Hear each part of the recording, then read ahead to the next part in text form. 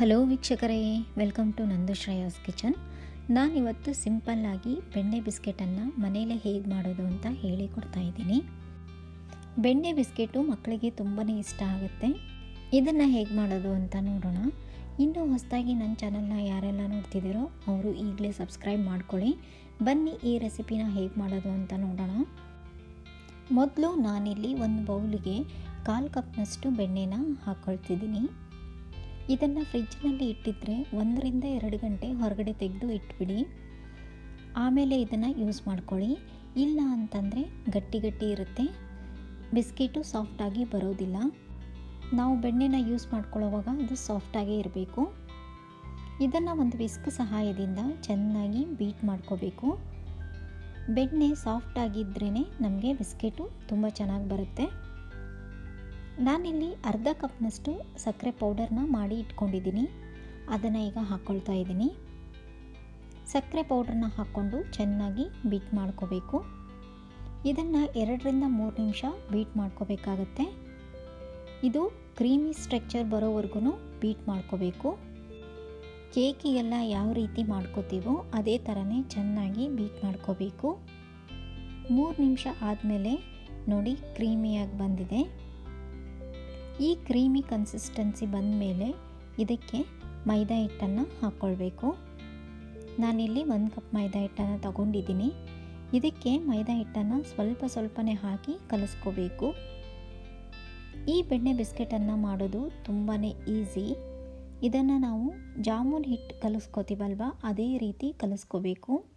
ಇದನ್ನು ಚಪಾತಿ ಹಿಟ್ಟಿನ ಥರ ನಾದಿ ಕಲಿಸ್ಕೋಬಾರ್ದು. ನಾವೇನಾದರೂ ಚೆನ್ನಾಗಿ ನಾದಿ ಹಿಟ್ಟನ್ನು ಕಲಿಸ್ಕೊಂಡ್ರೆ ಬಿಸ್ಕೆಟ್ ಒಳಗಡೆ ಗಟ್ಟಿಯಾಗಿರುತ್ತೆ, ಸಾಫ್ಟಾಗಿ ಬರೋದಿಲ್ಲ. ಸುಮ್ಮನೆ ಈ ರೀತಿ ಹಿಟ್ಟನ್ನು ಹದಕ್ಕೆ ತಂದ್ಕೊಂಡ್ರೆ ಸಾಕು. ತುಂಬ ಪ್ರೆಷರ್ ಕೊಟ್ಟು ಕಲಿಸ್ಕೋಬಾರ್ದು. ನೋಡಿ ನಾನಿಲ್ಲಿ ಕಲಿಸ್ಕೊಂಡಿದ್ದೀನಿ. ನಂತರ ನಾನಿಲ್ಲಿ ಒಂದು ಪ್ಲೇಟಿಗೆ ಸ್ವಲ್ಪ ತುಪ್ಪನ ಸವರಿ ಇಟ್ಕೋತಿದ್ದೀನಿ. ನೋಡಿ ನಾನಿಲ್ಲಿ ಬಿಸ್ಕೆಟನ್ನು ಮಾಡಿ ತೋರಿಸ್ತಿದ್ದೀನಿ. ನೀವು ಇದಕ್ಕೆ ಬೇಕಂದರೆ ಸೋಡಾನು ಹಾಕ್ಕೊಳ್ಬೋದು. ನಾನಿಲ್ಲಿ ಬೆಣ್ಣೆನ ಜಾಸ್ತಿ ಹಾಕ್ಕೊಂಡಿರೋದ್ರಿಂದ ಸೋಡಾನ ಹಾಕ್ಕೊಂಡಿಲ್ಲ. ನಿಮಗೆ ಯಾವ ಸೈಜ್ಗೆ ಬೇಕೋ ಆ ಸೈಜ್ನಲ್ಲಿ ಬಿಸ್ಕೆಟನ್ನು ಮಾಡ್ಕೊಳ್ಬೋದು. ಹಾಗೆಯೇ ಯಾವ ಶೇಪಲ್ಲಿ ಬೇಕಾದರೂ ಮಾಡ್ಕೋಬೋದು. ನಾವು ಬೆಣ್ಣೆ ಬಿಸ್ಕೆಟನ್ನು ಪ್ಲೇಟ್ನಲ್ಲಿ ಇಡುವಾಗ ಹತ್ತಿರಕ್ಕೆ ಇಟ್ಕೊಳ್ಬಾರ್ದು. ಸ್ವಲ್ಪ ಜಾಗ ಬಿಟ್ಟು ಇಟ್ಕೊಳ್ಬೇಕು. ಇಲ್ಲ ಅಂತಂದರೆ ಬಿಸ್ಕೆಟ್ ಅಂಟ್ಕೊಂಡು ಬಿಡುತ್ತೆ. ಬೆಣ್ಣೆ ಹಾಕಿರೋದ್ರಿಂದ ಬಿಸ್ಕೆಟ್ ದಪ್ಪ ಆಗುತ್ತೆ. ಅದಕ್ಕೇ ಸ್ವಲ್ಪ ಜಾಗ ಬಿಟ್ಟು ಇಟ್ಕೊಳ್ಬೇಕು. ತುಂಬ ತೆಳುವಾಗಿ ಬಿಸ್ಕೆಟನ್ನು ಮಾಡ್ಕೊಳ್ಬೇಡಿ, ಸ್ವಲ್ಪ ದಪ್ಪಗೆ ಮಾಡ್ಕೋಬೇಕಾಗತ್ತೆ. ಇದೇ ಥರ ಎಲ್ಲ ಉಂಡೆನೂ ಮಾಡ್ಕೋಬೇಕು. ನೋಡಿ ನಾನಿಲ್ಲಿ ಎಲ್ಲ ಉಂಡೆನೂ ಮಾಡಿ ಇಟ್ಕೊಂಡಿದ್ದೀನಿ.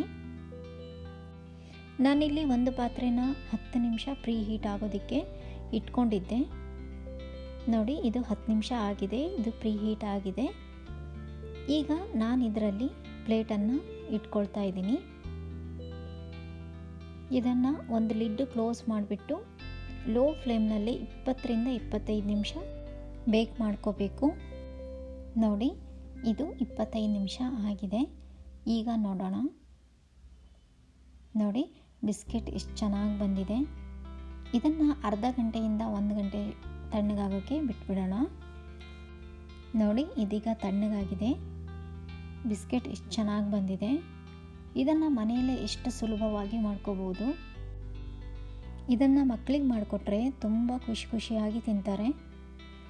ಈ ನನ್ನ ವಿಡಿಯೋ ಇಷ್ಟ ಆದರೆ ಲೈಕ್ ಮಾಡಿ. ಹಾಗೆ ನೀವು ಮನೆಯಲ್ಲಿ ಒಂದು ಸರಿ ಟ್ರೈ ಮಾಡಿ ನೋಡಿ ಹೇಗೆ ಬಂತು ಅನ್ನೋದನ್ನು ಕಮೆಂಟ್ ಮೂಲಕ ತಿಳಿಸಿ.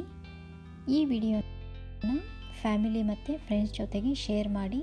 ಹಾಗೆಯೇ ನನ್ನ ಚಾನಲ್ನ ಸಬ್ಸ್ಕ್ರೈಬ್ ಮಾಡ್ಕೊಳ್ಳಿ. Thanks for watching.